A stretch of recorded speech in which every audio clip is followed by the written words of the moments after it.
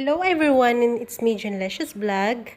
Sana po ay nakapag-subscribe kayo sa aking channel at i-like nyo po yung aking video. Today ay magagawa tayo ng kutsinta.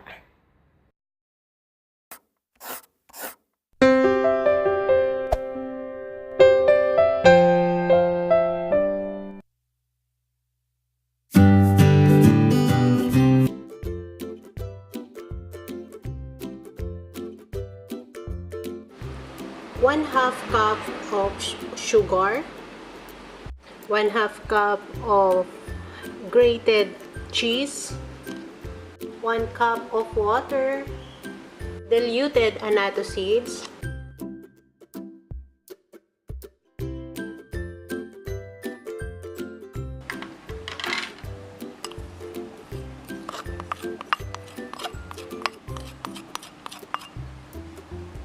then followed by our 1/2 cup of all-purpose flour,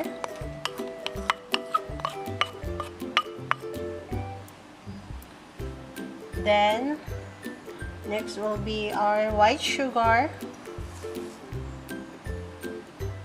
then just mix it together.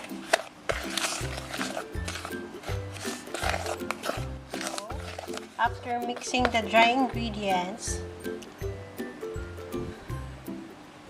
we're going to add now our 1 cup of water,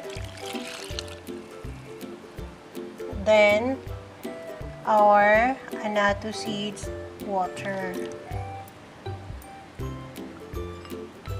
Mix it well.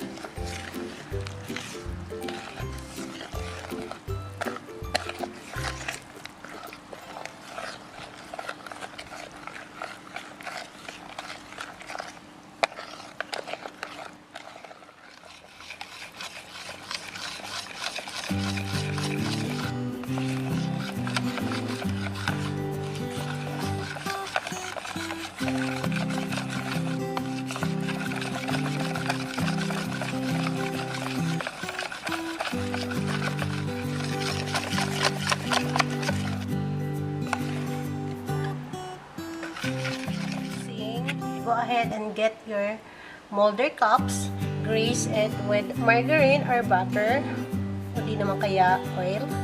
So then we start to pour our mixture. By pouring our mixture, we're going to fill whole cups. So kailangan punuin.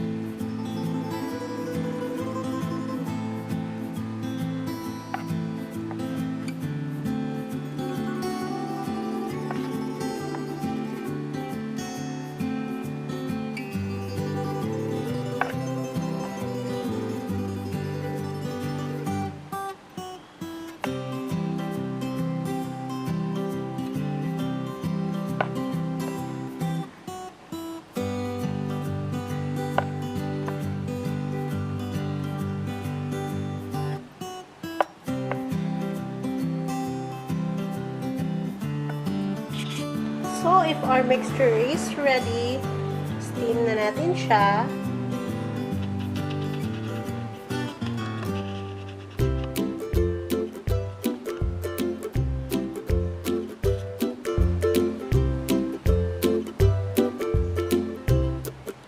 So, in a steamer guys, kailangan lang natin magpakulo ng tubig at saka i-wrap natin.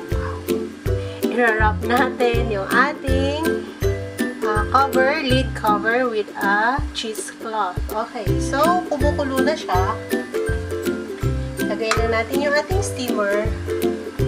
And ilalagay din natin yung ating steam na natin yung ating let us start steaming.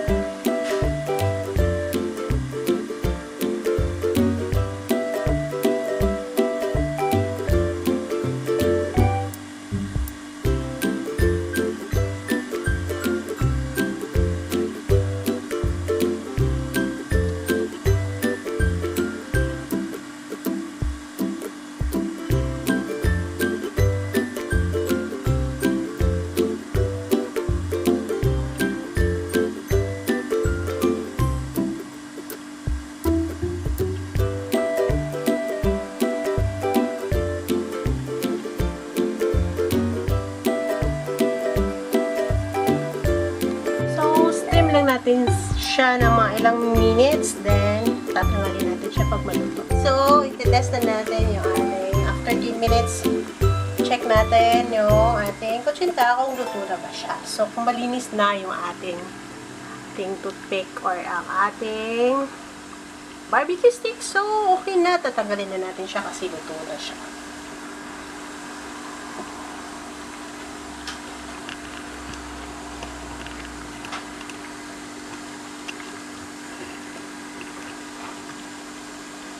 So, turn off lang natin yung ating steamer para hindi siya mainit, para hindi tayo papasok. Yan. So, tanggalin lang natin siya.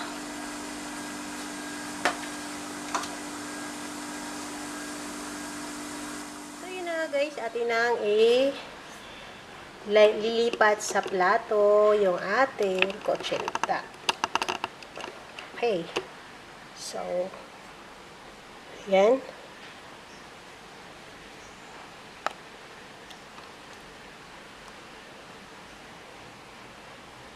Madali lang siyang tanggalin.